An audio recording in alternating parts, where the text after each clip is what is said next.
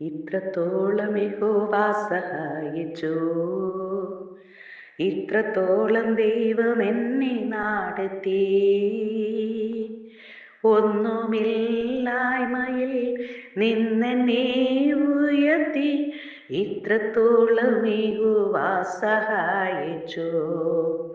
ഹാഗരിനെ പോലെ ഞാൻ കരഞ്ഞപ്പോൾ, യാക്കോബിനെ പോലെ ഞാൻ അലഞ്ഞപ്പോൾ, മരുഭൂമിയിൽ എനിക്കു ജീവജലം തന്നെന്നെ ഇത്രത്തോളം യഹോവ സഹായിച്ചു.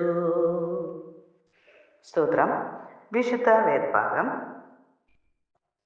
റോമർക്കെഴുതിയ ലേഖനം 8-ാം അധ്യായം 14-ാമത്തെ തിരുവചനം. ദൈവാത്മാവ് നടത്തുന്നവർ ഏവരും ദൈവത്തിന്റെ മക്കൾ ആകുന്നു. സ്തോത്രം. ദൈവ ഇഷ്ടം ചെയ്യുമ്പോൾ ചിലപ്പോൾ നാം ബുദ്ധിഭ്രമം ഉള്ളവരായി ലോക മനുഷ്യർക്ക് തോന്നിയേക്കാം. എന്നാൽ നമ്മുടെ വഴികൾ അവർക്ക് മനസ്സിലാവുകയില്ല. ദൈവം മോശയ്ക്ക് പരിശീലനം നൽകുമ്പോൾ അവന്റെ കയ്യിലുണ്ടായിരുന്ന വടി നിലത്തിടുവാൻ പറഞ്ഞു. അവൻ അങ്ങനെ ചെയ്തു. അത് ഒരു സർപ്പമായി തീർന്നു. പിന്നീട് അതിന്റെ വാലിന് പിടിക്കുവാൻ ദൈവം അവനോട് പറഞ്ഞു. സുബോധമുള്ള ഒരുവൻ ഒരു സർപ്പത്തിന്റെ വാലിൽ പിടിക്കുകയില്ല, കാരണം അത് തിരിഞ്ഞ് അവനെ കടിക്കും. എന്നാൽ മോശ ദൈവത്തെ അനുസരിച്ചപ്പോൾ സർപ്പം വീണ്ടും ഒരു വടിയായി തീർന്നു.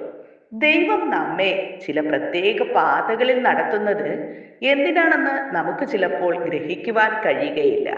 എന്നാൽ അതേ നടപ്പിൽ നാം പോയാൽ നമുക്ക് പൂർണ്ണ സമാധാനം ഉണ്ടായിരിക്കും.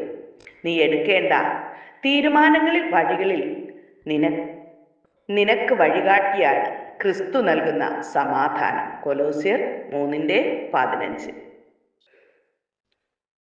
ഒരു ബൈബിൾ പരിഭാഷയിൽ കാണുന്നത്, ഒരു പ്രത്യേക വിഷയത്തിനു വേണ്ടി നീ പ്രാർത്ഥിക്കുമ്പോൾ നിനക്ക് കലക്കം ഉണ്ടായാൽ ദൈവം അത് അനുവദിക്കുന്നില്ല എന്ന് അർത്ഥം. നിനക്ക് യഥാർത്ഥ സമാധാനമുണ്ടെങ്കിൽ ദൈവം നിന്നെ ശരിയായ പാതയിൽ നടത്തുന്നു എന്ന് അർത്ഥം. ദൈവവുമായി ശരിയായ ആത്മാവിലാണെങ്കിൽ നീ പ്രാർത്ഥിക്കുമ്പോൾ വേണ്ട, വേണം, കാത്തിരിക്കുക എന്ന് ദൈവം പറയുന്നത് നിനക്ക് കേൾക്കാം. ഗ്രീക്കിൽ സമാധാനം എന്ന വാക്കിന് മധ്യസ്ഥൻ എന്ന വാക്കാണ് ഉപയോഗിച്ചിരിക്കുന്നത്. പരിശുദ്ധാത്മാവ് ഒരു റഫറി അഥവാ മധ്യസ്ഥൻ എന്ന നിലയിൽ പ്രവർത്തിക്കുന്നു. ആരോടെങ്കിലും സംസാരിച്ചു കൊണ്ടിരിക്കുമ്പോൾ പറയരുത് എന്ന് പരിശുദ്ധാത്മാവ് നിന്നോട് പറയുന്നത്